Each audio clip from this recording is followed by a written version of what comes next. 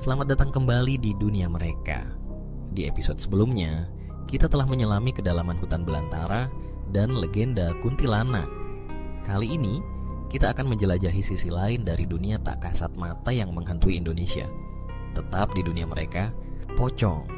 Sebuah nama yang cukup untuk membuat bulu kuduk merinding bagi banyak orang di Indonesia. Lebih dari sekadar monster dari film horor, pocong adalah sosok yang berakar kuat dalam cerita rakyat Indonesia. Namun, apa sebenarnya pocong itu? Dan dari manakah legenda yang mengerikan ini berasal? Dalam episode ini, kita akan mengungkap dunia pocong. Kita akan menelusuri asal-usulnya dalam budaya Indonesia, mengamati ciri-ciri yang mendefinisikan sosok spektral ini, dan menyelidiki mitos dan kepercayaan yang bertahan di sekitarnya. Kita bahkan akan membahas aspek yang menarik dan mungkin lebih menakutkan, pocong terbang. Apakah ini hanya mitos yang dibesar-besarkan, ataukah ada dasar kepercayaan yang lebih dalam? Mari kita selidiki bersama. Kisah pocong sangat erat kaitannya dengan tradisi pemakaman Muslim di Indonesia.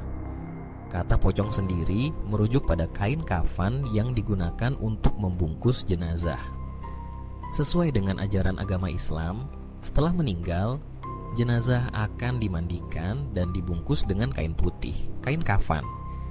Kain ini secara tradisional diikat di bagian kepala, dagu, dan kaki sebelum dimakamkan. Proses ini dilakukan dengan hikmat dan penuh penghormatan sebagai bagian dari ritual terakhir bagi umat Muslim.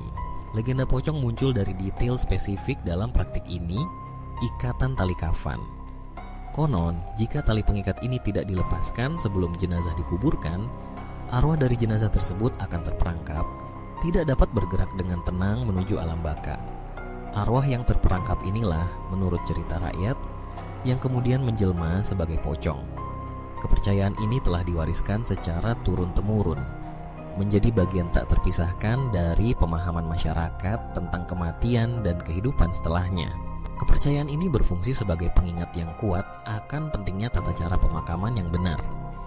Ini menekankan perlunya memastikan bahwa jenazah diperlakukan dengan hormat dan diizinkan untuk transisi ke alam baka tanpa ikatan duniawi. Dalam konteks ini, legenda pocong dapat dilihat sebagai berakar pada nilai-nilai budaya dan agama seputar kematian dan penghormatan terhadap orang yang telah meninggal. Ia menjadi semacam pengawas tradisi, mengingatkan masyarakat untuk tidak melalaikan ritual penting ini. Lalu, seperti apa rupa pocong? Gambaran paling ikonik adalah sosok yang terbungkus kain putih, melompat dengan canggung. Inilah pocong yang paling sering kita lihat dalam film horor Indonesia dan imajinasi populer. Gerakannya yang melompat-lompat menjadi ciri khas yang tak terpisahkan dari sosok ini. Kaki yang terikat, terkurung oleh kain kafan, dikatakan sebagai alasan gerakan melompat yang khas ini. Ini adalah gambaran yang agak janggal, bahkan sedikit menggelikan jika dibayangkan. Namun, dalam konteks hantu yang menakutkan, gerakan melompat ini justru menambah kesan seram yang unik. Ia bergerak dengan cara yang tidak wajar, tidak seperti manusia hidup atau hantu terbang lainnya, menciptakan rasa tidak nyaman dan aneh.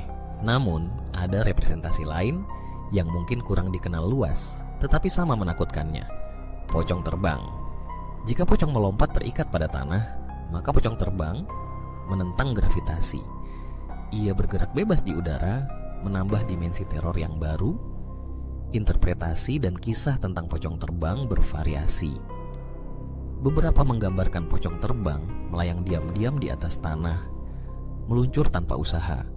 Yang lain menggambarkan mereka benar-benar terbang di udara, sosok putih yang menakutkan di langit malam.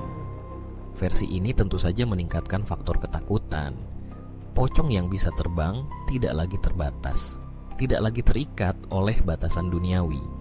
Ia bisa mencapai Anda di mana saja, kapan saja. Pertanyaannya, manakah gambaran pocong yang lebih mendekati kepercayaan asli, ataukah keduanya hanyalah variasi dari legenda yang sama? Mitos sekitar pocong, terdapat berbagai mitos dan kepercayaan yang diwariskan turun-temurun. Kepercayaan ini mencerminkan rasa takut masyarakat terhadap sosok pocong sekaligus upaya untuk mencari perlindungan dari gangguan makhluk halus ini. Salah satu mitos umum adalah bahwa pocong tidak bisa berlari, melakukan gerakan melompat, namun ada juga yang bercerita bahwa pocong tidak hanya melompat, namun bisa terbang atau melayang di atas tanah. Pocong dikatakan menghuni tempat-tempat sunyi, kuburan, dan rumah-rumah kosong. Lokasi-lokasi yang diasosiasikan dengan kematian dan dunia supernatural. Mereka adalah makhluk malam, berkembang dalam kegelapan dan kesunyian. Tempat-tempat ini dipercaya memiliki energi mistis yang kuat, menarik perhatian makhluk halus seperti pocong.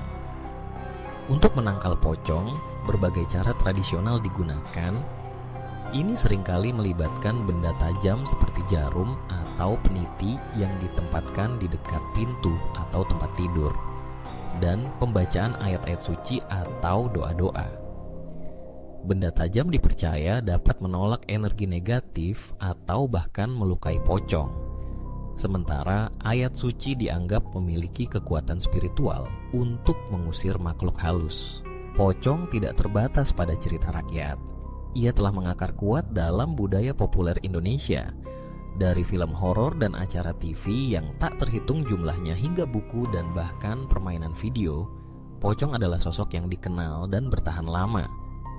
Representasi pocong dalam media ini terus-menerus membentuk dan memperkuat citranya di benak masyarakat.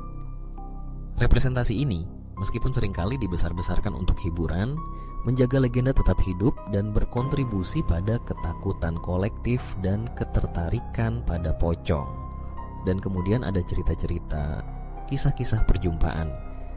Kisah-kisah ini, meskipun sulit diverifikasi, menambah lapisan lain pada misteri pocong. Kisah penampakan pocong tersebar luas di Indonesia. Beberapa menceritakan tentang sosok melompat yang muncul di jalan-jalan sunyi, mengejutkan orang yang lewat. Yang lain lebih mengerikan, menggambarkan penampakan sosok putih melayang di langit malam, pocong terbang yang menakutkan. Kisah-kisah ini seringkali diceritakan dari mulut ke mulut, diwariskan dalam keluarga dan komunitas, menjadi bagian dari pengalaman kolektif masyarakat. Apakah kisah-kisah ini benar-benar perjumpaan nyata? Atau apakah itu hanya produk dari rasa takut, cerita rakyat, dan imajinasi yang terlalu aktif? Jawabannya, mungkin kurang penting dibandingkan dengan kekuatan legenda pocong itu sendiri. Yang pasti, legenda pocong terus hidup, terus diceritakan, dan terus menghantui imajinasi kita. Entah melompat atau terbang, pocong tetap menjadi simbol yang kuat dalam budaya Indonesia. Pengingat akan kematian, dunia roh, dan pentingnya tradisi. Ini adalah legenda yang terus berevolusi, beradaptasi, dan yang terpenting, terus memesona dan menakutkan dari generasi ke generasi. Lain kali Anda berada di bawah langit malam Indonesia, mungkin luangkan waktu sejenak dan dengarkan baik-baik suara angin. Anda mungkin saja mendengar sesuatu berdesir di atas sana. Pernah mendengar cerita tentang pocong atau punya pengalaman sendiri? Bagikan kisah Anda di kolom komentar di bawah. Jangan lupa like video ini jika Anda menyukainya dan subscribe untuk episode Dunia Mereka selanjutnya.